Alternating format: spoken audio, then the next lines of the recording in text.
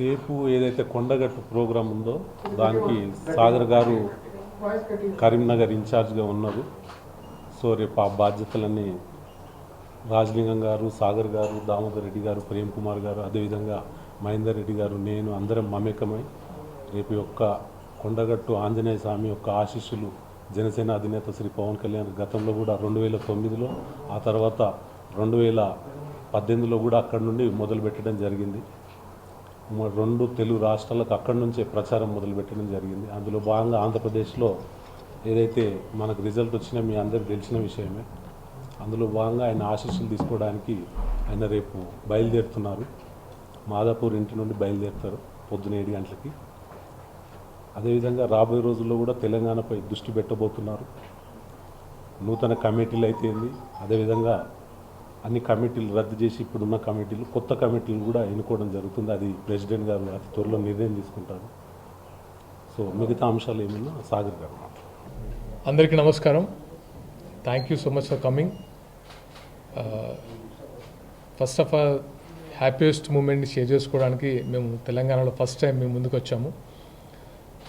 మీ అందరి ఆశీర్వాదంతో, తెలంగాణ ప్రజల ఆశీర్వాదం, ఆంధ్ర ప్రజల ఆశీర్వాదం, తెలుగు వారి ఆశీర్వాదంతో పవన్ కళ్యాణ్ గారు డిప్యూటీ సీఎంగా రావడం మనకు చాలా సంతోషాన్ని ఇచ్చింది.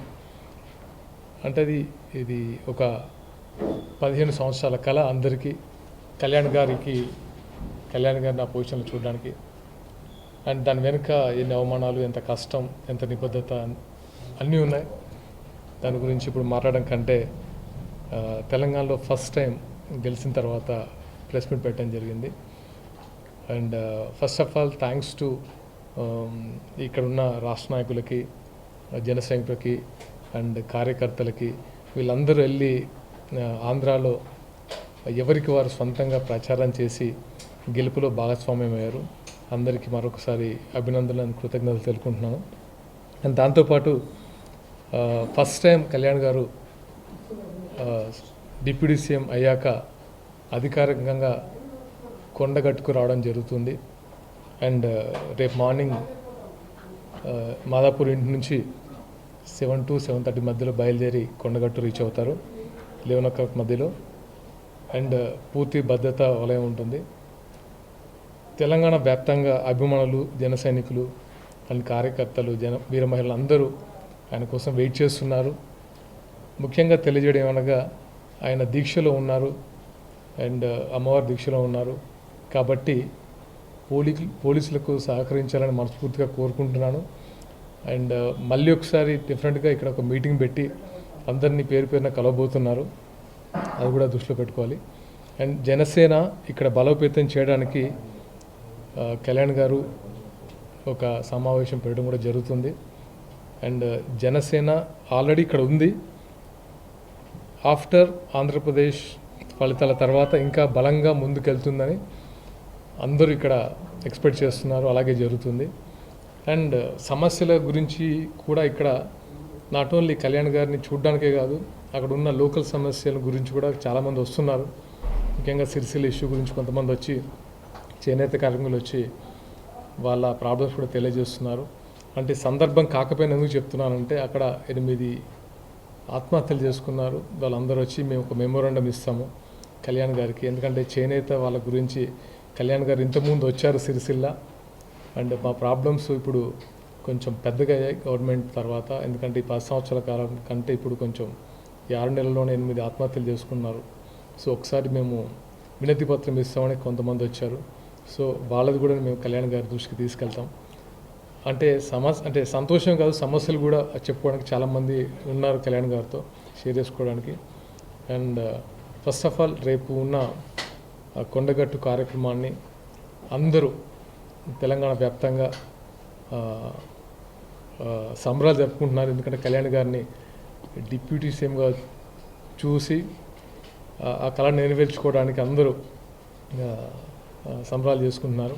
అలాగే కొంచెం సమన్వయం కూడా పాటించాలి.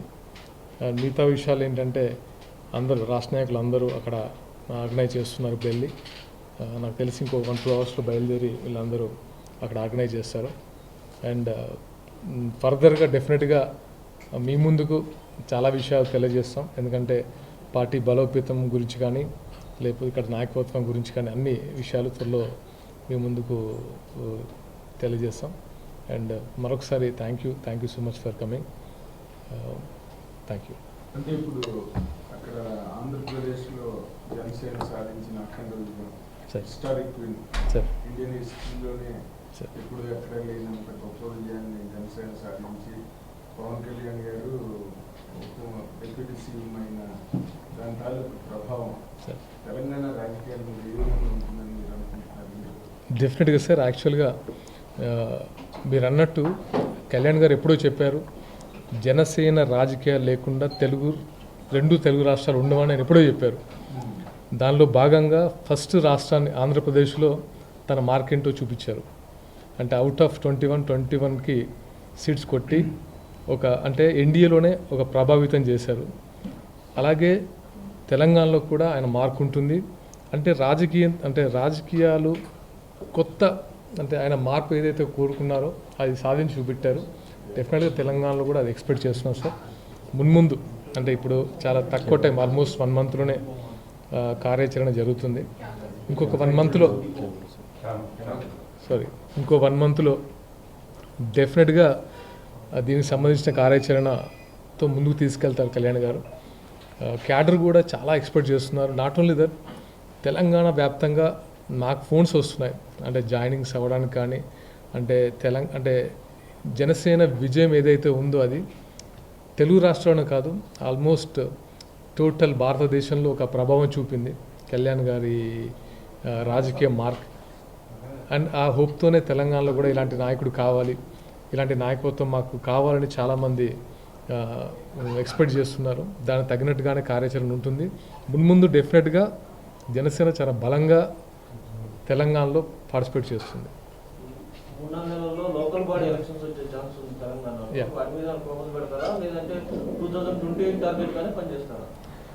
అంటే 28 అని ఏం లేదు. అంటే కళ్యాణ్ గారు ఏదైతే డెసిషన్ తీసుకుంటారో ఏంటంటే ఆయన వ్యూహం మనకి తెలియాలి. ఫస్ట్ ఆఫ్ ఆల్ కళ్యాణ్ గారు వేసే వ్యూహం ఎలా ఉంటుందంటే ఎప్పుడు ఎలా పార్టిసిపేట్ చేస్తే బాగుంటుంది, అది కొత్త లేకపోతే ఇండివిజువల్గానా లేకపోతే ఇక్కడ ఇంకా ఏమైనా లోపాలు ఉన్నాయో అవి సరిదిద్దుకొని ఎలా ముందుకెళ్తే బాగుంటుందని అనే ఇన్స్ట్రక్షన్ బట్టి మనం ముందుకు వెళ్ళాల్సి వస్తుంది. సాయంత్రం పవన్ కళ్యాణ్ గారు తెలంగాణ హైదరాబాద్ రీచ్ అయ్యాక ఈరోజు సాయంత్రం నన్ను కలిసే అవకాశం ఉందా, లేదంటే రేపు కొండగట్టు ఒకటేనా ఇంకేమైనా కార్యక్రమాలు? ఇప్పటికైతే ఓన్లీ కొండగట్టు దీక్షలో ఉన్నారు కాబట్టి ముఖ్య నాయకుల్ని కలిసేసి జస్ట్ ఒక 2 నిమిషాలు మాట్లాడి అది ఉంటుంది. అంటే మిగతా కార్యాచరణ ఆయన ఆల్మోస్ట్ ఒక వితిన్ ఏ వీక్ అంటే ఈ దీక్ష అయిపోయిన తర్వాత అందరినీ జిల్లాల వారీగా కలిసే యోచన ఉంది. అది కూడా సర్క్యులర్ రిలీజ్ చేశారు. దాన్ని బట్టి ఆయన ఒక డెసిషన్ తీసుకుని ముందుకెళ్తారు. అంటే ఇప్పుడు దీని తర్వాత తెలంగాణలో జాయినింగ్స్ బాగా ముమ్మరంగా ఉన్నాయండి. ఉన్నాయి సార్ చాలా. అంటే ఎప్పుడైతే అంటే ఒక ఆంధ్ర ఫలితాలు చూసిన తర్వాతనే వెంటనే ఎప్పుడు రానన్ని కాల్స్, ఎప్పుడు రానన్ని అపాయింట్మెంట్స్ వచ్చాయి. మేము జాయిన్ అవుతాం, ఆయన నాయకత్వంలో పనిచేయాలని మాకు అని యువత, దాంతోపాటు వివిధ నాయకులు, వివిధ పార్టీలో ఉన్న నాయకులు కూడా, ముఖ్యంగా అంటే టీఆర్ఎస్, బీజేపీ, కాంగ్రెస్లో ఉన్న నాయకులు కూడా కొంతమంది ఉత్సాహంగా ఉన్నారు. జనసేనలో జాయిన్ అయ్యి పనిచేయడానికి సిద్ధంగా ఉన్నారు. దానికి ఏంటంటే మాకంటూ ఒక లిమిటేషన్స్ ఉంటాయి. అవి ఒక కార్యాచరణ తర్వాత అంటే అధ్యక్షులు మాట్లాడిన తర్వాత మిగతా కార్యక్రమాలు ముందుకు తీసుకెళ్తారు. మీకు వచ్చిన కాల్స్లో ఏ పార్టీకి సంబంధించిన నాయకులు ఎక్కువ ఉన్నాయండి? అంటే అదేం లేదు. అంటే నాకు తెలిసి అన్ని పార్టీలు ఉన్నారు. అంటే ఎలా ఉందంటే కళ్యాణ్ గారి మీద నాయకత్వంతో నమ్మకంతో అటు టీఆర్ఎస్ పార్టీ కానీ కాంగ్రెస్ పార్టీ వాళ్ళు కానీ అంటే పని చేయడానికి అంటే ఆయనకున్న ఇప్పుడు ఎలా ఉంటుందంటే రాజకీయాలు ఒక్కొక్క కోణంలో ఒక్కొక్కలాగా చూస్తారు కొంతమంది. అంటే నా దృష్టిలో కళ్యాణ్ గారి నాయకత్వం ఒక మార్పు తీసుకొచ్చిందని నేను అనుకుంటున్నాను. ఎందుకంటే ఆంధ్ర రాజకీయాల్లో అలాగే తెలంగాణలో కూడా చాలామంది ఒక కమ్యూనిజం భావాలతో అంటే ముఖ్యంగా యువత ఇక్కడ కళ్యాణ్ గారిని బాగా ఓన్ చేసుకుంటారు. అలాంటి వాళ్ళు జాయిన్ అవ్వడానికి ఎక్కువ ఇష్టపడుతున్నారు. ఆల్రెడీ మీరు ఎన్డీఏతోనే పొత్తు పెట్టుకున్నారు కదా సార్. మీకు వచ్చిన కాల్స్లో కాంగ్రెస్ లేదా బీఆర్ఎస్ 2 పార్టీలు ఉన్నారు. ఈ రెండింటిలో ఏది ఎక్కువ వచ్చాయని అడుగుతుంది. బీజేపీ అంటే అది మీ ఇంటర్నల్ ఆల్రెడీ పొత్తులో భాగమే కదా సార్. మీరు అన్నట్టు బీఆర్ఎస్ నుంచి వచ్చాయి, కాంగ్రెస్ నుంచి వచ్చాయి, బీజేపీ నుంచి కూడా వచ్చాయి. ఎందుకంటే బీజేపీలో కొంతమంది ఇంకా ఉండొచ్చు, కూటమిలో భాగమైన కొంతమంది మనతో పనిచేయడానికి సిద్ధంగా ఉండే వాళ్ళు ఉంటారు కదా. సో అందరూ వచ్చాయి కాల్స్. అదే సార్, అంటే యాక్చువల్గా ఇప్పుడు చాలా తక్కువ, అంటే ఇనీషియల్ స్టేజ్ ఇప్పుడు ఉంది. సో ముందు ఏంటంటే కళ్యాణ్ గారు ఒక డెసిషన్ తీసుకుంటారు. ఇప్పుడు అక్కడ తన కార్యాచరణ మీద దృష్టి పెట్టారు. ఏపీలో మొన్ననే ఛార్జ్ తీసుకుని అక్కడ ఉన్న సమస్యలు పరిశీలించడానికి ట్రై చేస్తున్నారు. నాకు తెలిసి ఆల్మోస్ట్ ఒక 1 month అది కొంచెం సెటిల్ అయిన తర్వాత ఇక్కడ ఉన్న పరిస్థితులను బట్టి ఇక్కడ ఏం చేద్దాం, ఎలా చేద్దాం, ఎలాంటి క్యాడర్ పెడదాం, ఎలా వెళ్తే బాగుంటుంది, పొత్తులు వెళ్తే బాగుంటుంది, అది కళ్యాణ్ గారు తీసుకునే డెసిషన్. అంటే ఆయన అక్కడ గవర్నమెంట్లో ఉప ముఖ్యమంత్రి పదవిలో చాలా బిజీగా ఉన్నారు. ఇక్కడ పార్టీ వ్యవహారాలు నడిపించడానికి కీలకంగా వ్యవహరించే వ్యక్తి ఎవరంటే మీరు? సార్ ఇక్కడ అదేం లేదు సార్, అందరూ ఉన్నారు. యాక్చువల్ మహేందర్ రెడ్డి గారు, శంకర్ గౌర్ గారు, రాజలింగం గారు, ముమ్మారెడ్డి ప్రేమ్ కుమార్ గారు, దామోదర్ రెడ్డి గారు, ఇక్కడ ఒక ఆయనకు అంటే ఎప్పటి నుంచో, అంటే ఆల్మోస్ట్ ఒక 10 సంవత్సరాల నుంచి ఉన్న వాళ్ళందరూ ఉన్నారు. సో నన్ను ఏంటంటే నాకు ఆల్మోస్ట్ నవంబర్లో నేను జాయిన్ అయ్యాను.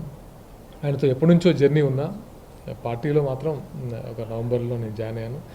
నాకు తెలంగాణ ప్రచార కార్యదర్శి పదవి ఇచ్చారు. అంటే ఈ దీనిలో భాగంగా ఏంటంటే జనసేన సిద్ధాంతాలు కానీ, జనసేన భావజాలను కానీ, అంటే ఇవన్నీ నేను ప్రజల్లోకి తీసుకెళ్ళడమే నా బాధ్యత. నాకు ఒక బరువైన బాధ్యత అని పెట్టారు. నన్ను నమ్మి పెట్టినందుకు దీన్ని 100% చేయాలని నేను నిర్ణయించుకున్నాను.